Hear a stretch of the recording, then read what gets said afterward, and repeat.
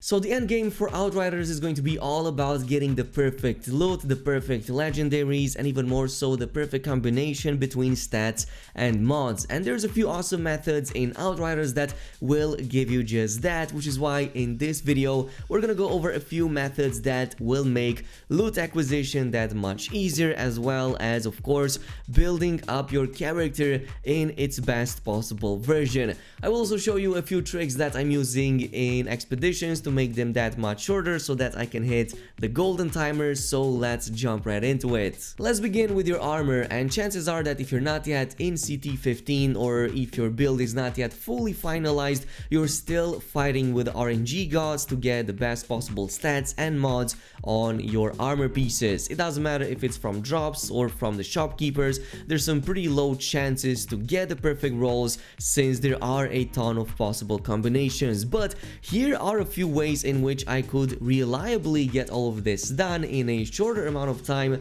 and yes, it involves a bit of save scamming. Now, save scamming in the context of this game is going to be a little bit different, but it still definitely works. So let's say that you just got a nice piece of gear, it comes in with your best possible stats, like this one in my case, but you want to control the second mod that comes out of it when you upgrade it to epic quality. Now, if you just run it once, unfortunately, you might have a streak of bad luck, and neither of the three mods that come out might be the ones that you're looking for. Well, here is the cool part about this. If you don't pick any of the three mods and instead immediately close off the application, in this case either Alt F4 on the PC or close application on the console, the game is not going to upgrade that item to epic quality. Instead, it's going to revert it back to rare so that you can repeat the upgrade process again and retry this until the mods that appear in the selection screen are the ones that you're looking for.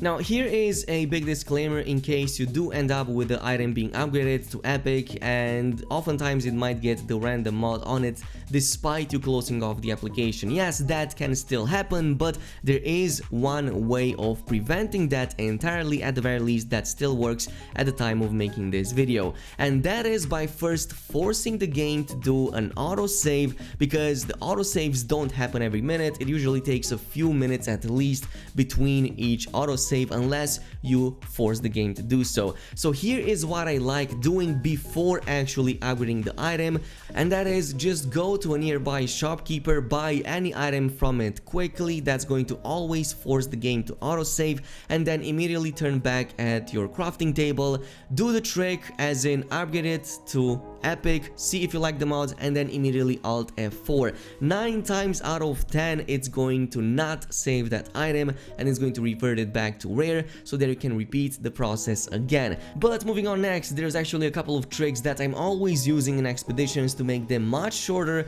and ensure that I get that gold timer for the max possible rewards. And one of my favorite expeditions to constantly farm is of course the camp plant. Pretty much everybody is farming that since it gives you the best and fastest rewards. You can even complete it way under 8 or 7 minutes, even with something like a trickster and with a normal build. But yeah, there are a couple of tricks in here that will work wonders.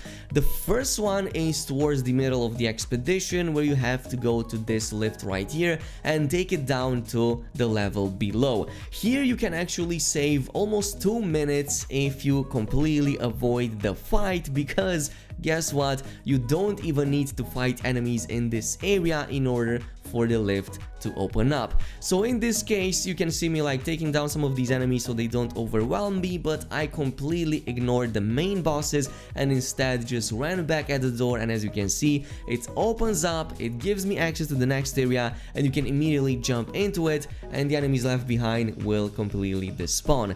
Another cool trick that I like doing here, but it works in all expeditions, is to shoot doors right before they open up. Reason being is because if you do that, it's going to attract all of the enemies in the next area so that they can all gather up nicely right in front of you, which again, if you have a build that has a bit of survivability and a ton of damage, you can quickly take them all down since they are clamped up, and you can much faster clear the area ahead. Now, I would suggest you to be careful with the second trick, simply because in some of the situations sometimes you might end up dying because you simply get overwhelmed, but it is definitely worth it if you have a proper build. I would also say that because you enter the next area, you can actually do a double reset of your abilities, and even though they might end in the lift, you can exit the lift in this case, and it's going to reset your abilities again so that you can cast them again and deal even more damage. This also brings me to the final point on the list. If you're on CT15, chances are that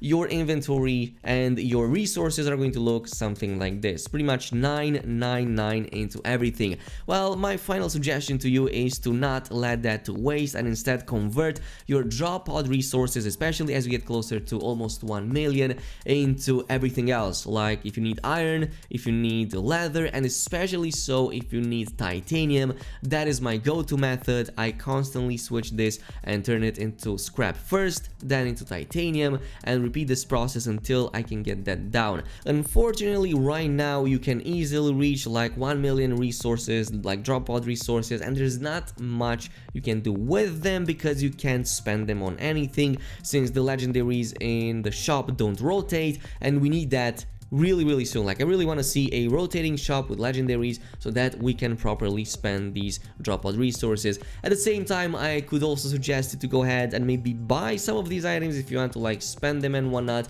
and give them to an alt so that they can also get the advantage of unlocking early on mods and then more quickly reach the end game compared to your first main. But this is it with the farming methods. I hope you guys enjoyed this video. As always, if you did, it would be super awesome if you left a comment, subscribe, and activate that notification bell, and I'll see you guys in the next one.